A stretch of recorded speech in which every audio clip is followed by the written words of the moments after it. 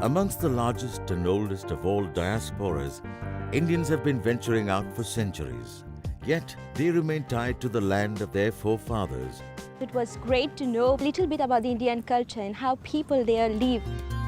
And so, rediscovering their roots is important, for to know themselves, they have to know India.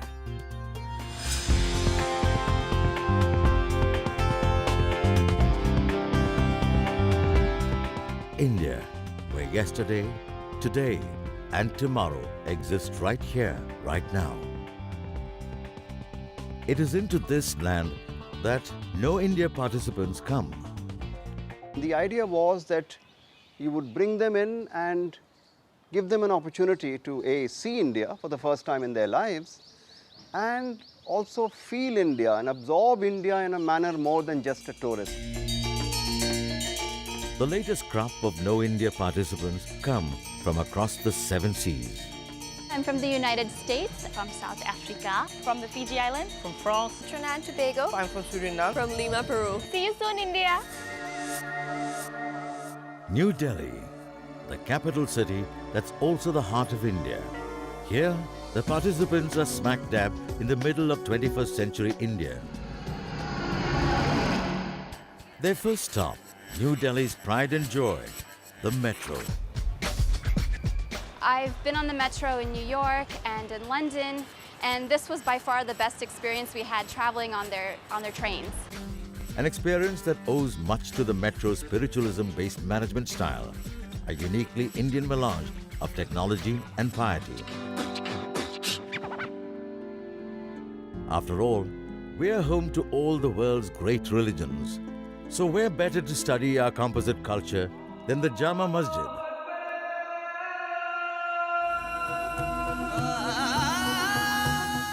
I've heard lots about this mosque and I'm so glad that I finally got to see it. A new day brings with it new destinations, and the team gets all set to cross into the land of the 5 rivers.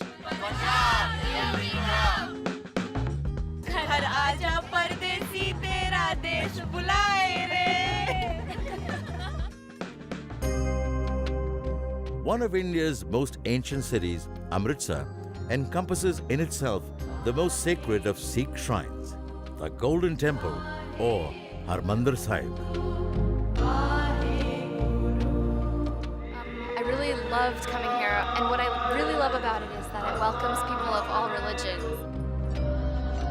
As the peace of Harmandir Sahib seeps into the participants, they are able to fortify themselves to experience another of Amritsar's memorials, Jallianwala Bagh.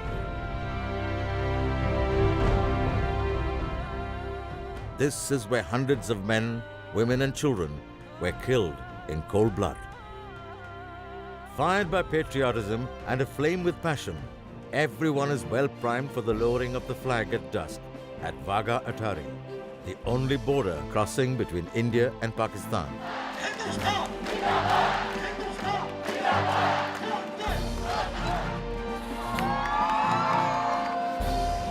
It's absolutely brilliant to witness the border post closing.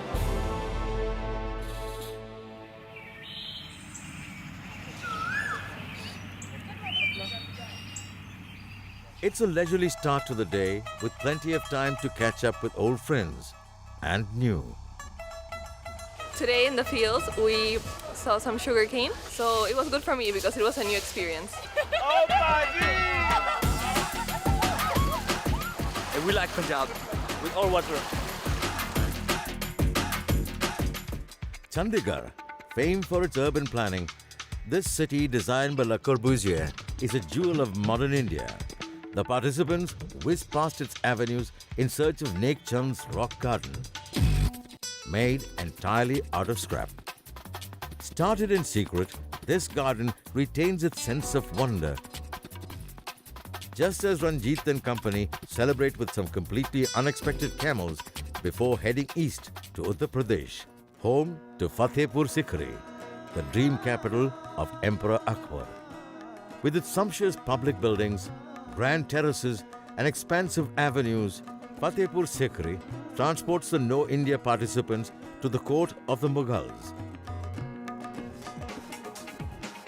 But they've seen nothing yet until they experience Emperor Shah Jahan's ethereal monument to love, the Taj Mahal. Considered the epitome of the Mughal style, the Taj Mahal combines Islamic and Hindu architecture to create perfection. This was a very good experience, and the Taj Mahal was really beautiful. Mumtaz is the luckiest woman in the world. Immersed in the sumptuous era of the emperors, it takes a readjustment to appreciate the ascetic age of independence at a museum that honors the father of the nation, Mahatma Gandhi.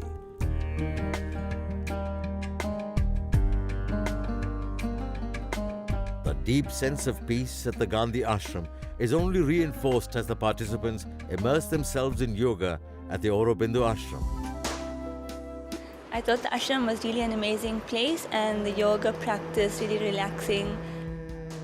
Yoga is perhaps the most familiar Indian export to the world, but catching up fast is a much more modern export, Bollywood, the kingdom of dreams where the Bollywood bug bites.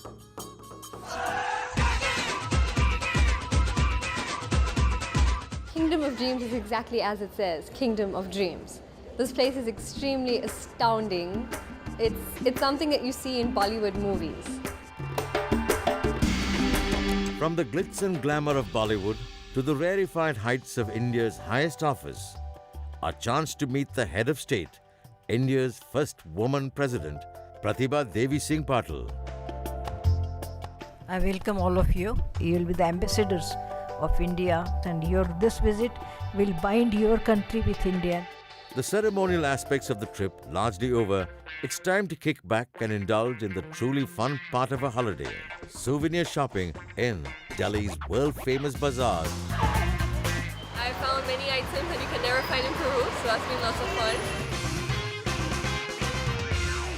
fun. With their magical 3 weeks in India nearly at an end, it's time to look back.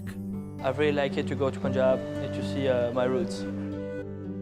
When I came to India, I liked it, and now I love it. Sad though they are at leaving, there is also comfort in knowing they're part of a larger family that transcends nations, the diaspora of India.